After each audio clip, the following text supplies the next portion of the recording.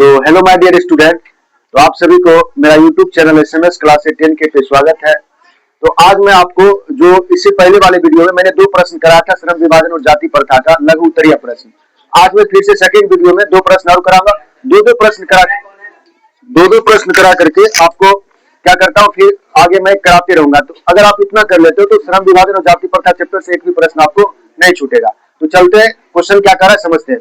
Question करा आपका कि जाति प्रथा भारतीय समाज में श्रम विभाजन का स्वाभाविक रूप क्यों नहीं कही जा सकती है।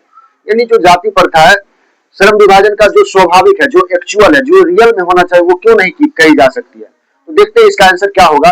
बाबू, क्यों नहीं कही जा सकती है? तो अम्बेडकर जी इस बात पे इसलिए नहीं कही जा सकती है क्योंकि आप भारत में देख रहे हो, भारत में जो ऊंच नीच है, भेदभाव है, वो बहुत और जो सीमा तक छूते जा रहा है, जिसके कारण जो अम्बेडकर जी है इस बात को क्या करते हैं, बहुत दुखद व्यक्त करते हैं, बहुत विडंबना की बात सोचते हैं। तो चलते हैं इसका आंसर क्या हुआ देखते हैं।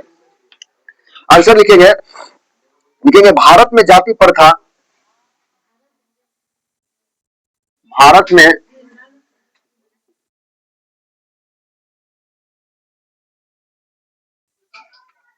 में जाति प्रथा की एक और विशेषता यह है, एक और विशेषता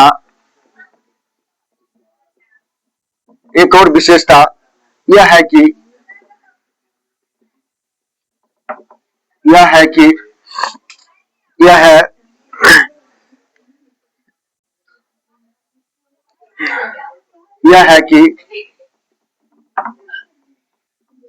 कि यह श्रमिकों का मतलब होता है मजदूर, जो श्रम करते हैं,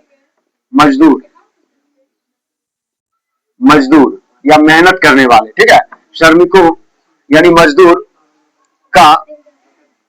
श्रमिकों का या मजदूर का अस्वाभाविक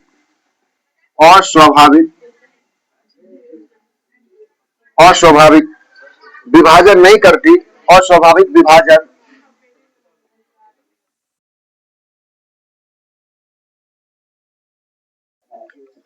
नहीं करती, बल्कि श्रमिकों को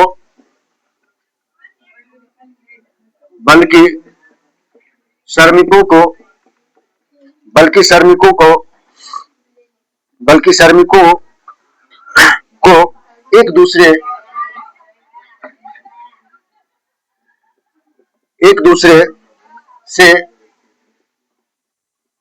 दूसरे से ऊंच नीच को दर्शाते हैं, एक दूसरे को ऊंच नीच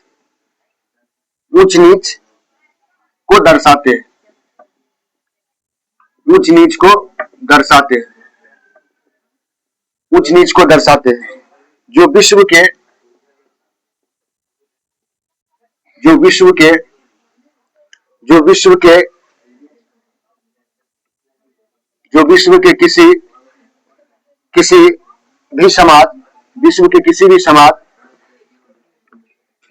के किसी भी समाज में नहीं पाया जाता है।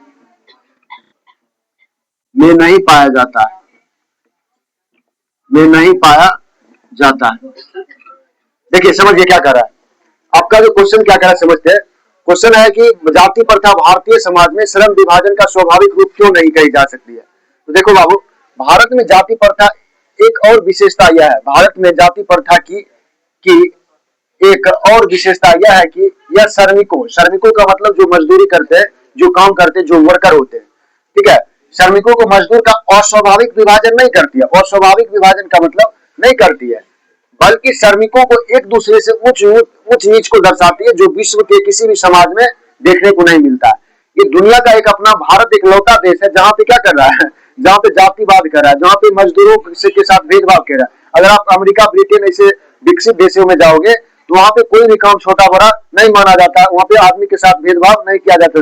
अगर आपको ब्यूटी पार्लर आता है तो आप ब्यूटी पार्लर आप किसी भी जाति से हो तो आपको क्या करना पड़ेगा, आप अगर काम करते हो तो वहां पे आपको क्या चावसी मिलती है, और चाहे वो कितना भी ब्रांडेड आदमी क्यों ना हो, तो अपने काम से क्या करता है, प्रेम करता है। तो इसलिए वहां पे जाति प्रथा नहीं देखने को मिलती। वही कहा है कि सबसे बड़ी है कि ऊंच नीच वो करते हैं, भेदभाव करते हैं, ये क्या है सबसे बड़ी बुरी बात है। वही कह रहा है जो विश्व के किसी भी समाज में देखने को नहीं मिलता। ये क्वेश्चन का ये सटीक जवाब हो जाएगा। Any doubt? चलते अगले प्रश्न में। अगले प्रश्न कह रहा है, अगला प्रश्न आपका कह रहा है कि जाति प्रथा, क्वेश्चन है बहुत इंपॉर्टेंट है। चौथा पॉइंट कह रहा है कि जाति प्रथा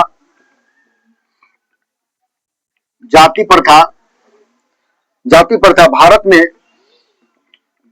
जाति प्रथा भारत में बेरोजगारी का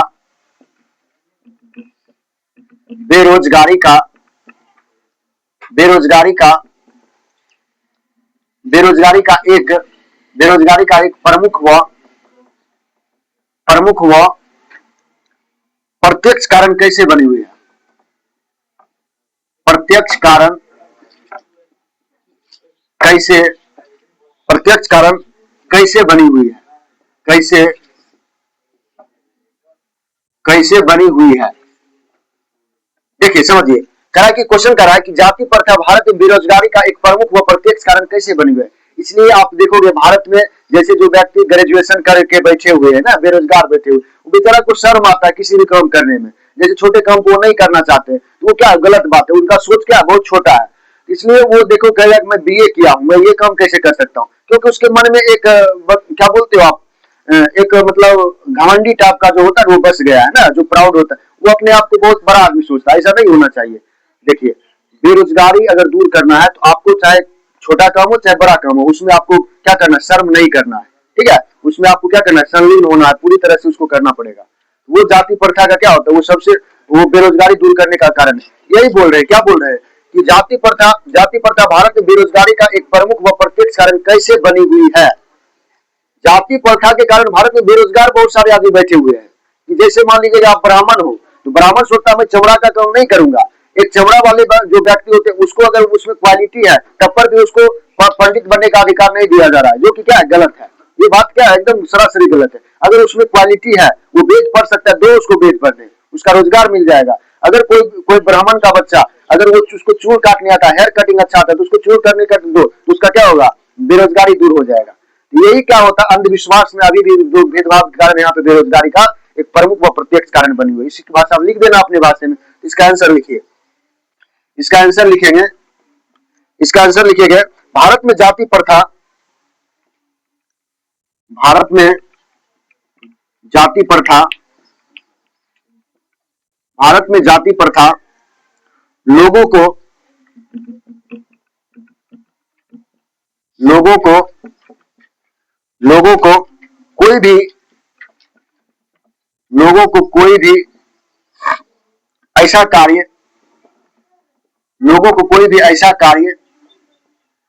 कार्य नहीं चुनने देती है, नहीं चुनने देती है, नहीं चुनने देती है जो उनके पूर्वजों जो उनके पूर्वजों जो उनके पूर्वजों जो उनके पूर्वजों ने नहीं किया हो, जो उनके पूर्वजों ने नहीं किया हो, नहीं किया हो। लोग अपने पूर्वजों का ही लोग अपने पूर्वजों का ही पूर्वजों का ही कार्य चुनते हैं, कार्य चुनते हैं, कार्य चुनते हैं, जिसके कारण जाति प्रथा जिसके कारण जाति प्रथा जिसके कारण जाति प्रथा भारत में बेरोजगारी का भारत में बेरोजगारी का प्रत्यक्ष व प्रमुख कारण प्रत्यक्ष व प्रमुख कारण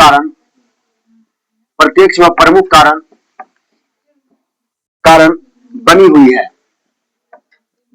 है, प्रत्यक्ष व प्रमुख कारण बनी हुई है। देखिए कितना सुंदर जवाब है। देखिए क्या कर रहा है, कि जाति प्रथा भारत में बेरोजगारी का प्रमुख व प्रत्यक्ष कारण कैसे बनी हुई है। देखिए क्या करें, आंसर में कह रहा है कि भारत में जाति प्रथा लोगों को कोई भी ऐसा कार्य नहीं चुनने देती है जो उनके पूर्वजों ने नहीं किया हो। जैसे मान लीजिए आपके दादाजी, मान लीजिएगा आपके दादाजी मान लीजिए कोई काम करते थे, जैसे जूता का शॉप खोले थे, ठीक है, जूते के दुकानदार खोले, लेकिन आपको वो पढ़ लिख करके इंजीनियर बनाना चाहते हैं।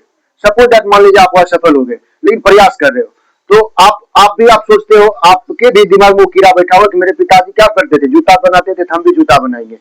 और समाज भी आपको उस चीज पे ठोके हुए है कि समाज भी कह रही है कि नहीं, मतलब इनके दादाजी चमड़ा का काम करते थे, इनके दादाजी लेटरिन बाथरूम साफ करते थे, तो इनका पोता भी क्या करेगा, लेटरिन बाथरूम साफ करेगा। ऐसा बात नहीं होना चाहिए। तो वही कह रहा है यहाँ पे, समझिए कि भारत में जाति प्रथा लोगों का कोई भी ऐसा कार्य नहीं चुनने देती है जो उनके पूर्वजों ने नहीं किया हो, उनके पूर्वजों ने नहीं किया। जैसे मान लीजिए आपके दादाजी, आपके फैमिली में कोई पढ़े लिखे व्यक्ति नहीं है, लेकिन एक चिराग निकल गया जो पढ़ लिख लिया बढ़िया, अब वो ट्यूशन पढ़ाना स्टार्ट कर दिया, तो वो आप समाज के लोग बोले अरे इसके दादाजी सब क्या थे, मूर्ख थे, देखो इसका पोता पढ़ा रहा है। ऐसा नहीं होना चाहिए। वो क्या है, रोंग है, वो सोच क्या है, गलत है। वही अम्बेडकर इस बात का क्या करते, खंडन करते।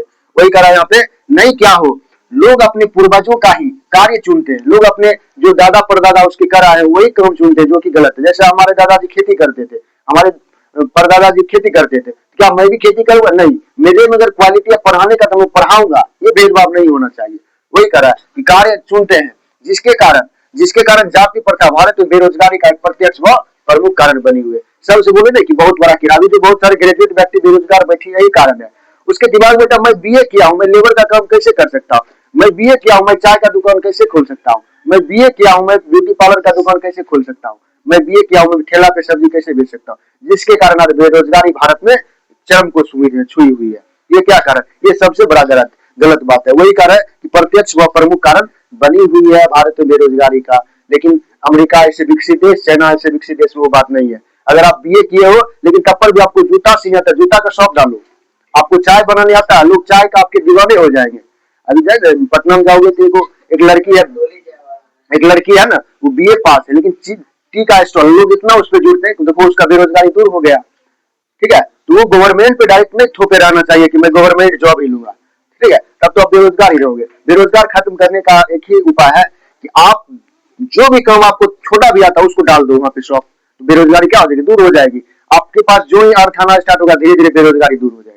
ठीक है, तो इस प्रश्न का जो आंसर होगा सटीक सही होगा। ठीक है बाबू, तो आप लोग को मैं बता रहा हूँ कि पार्ट बाय पार्ट जैसे चैप्टर खत्म हो रहा है, मैं क्वेश्चन आंसर कराते जा रहा हूँ, तो आप लोग भी नोट्स बनाते जाइएगा और उसको याद करते जाइएगा। तो ये जो अभी मैं क्वेश्चन लिखाया हूँ, ये आपके जो 2026 में 17 तारीख से जो एग्जाम होगा उसके लिए भी इम्पोर्टेंट है, जो 27 में एग्जाम दोगे 10th क्लास में उसके लिए भी इम्पोर्टेंट है। तो दोनों बच्चों के लिए क्या बहुत इंपॉर्टेंट है। ठीक है, अगर ये वीडियो अच्छा लगा हो, अगर ये आपका क्वेश्चन आंसर समझ आया हो, तो मेरा YouTube channel SMS class 10K पे जाकर के उसको सब्सक्राइब करें, बेल आइकन दबावे और दोस्तों में ज्यादा से ज्यादा शेयर करें। ठीक है, तो धन्यवाद, फिर से मिलते हैं नेक्स्ट वीडियो में।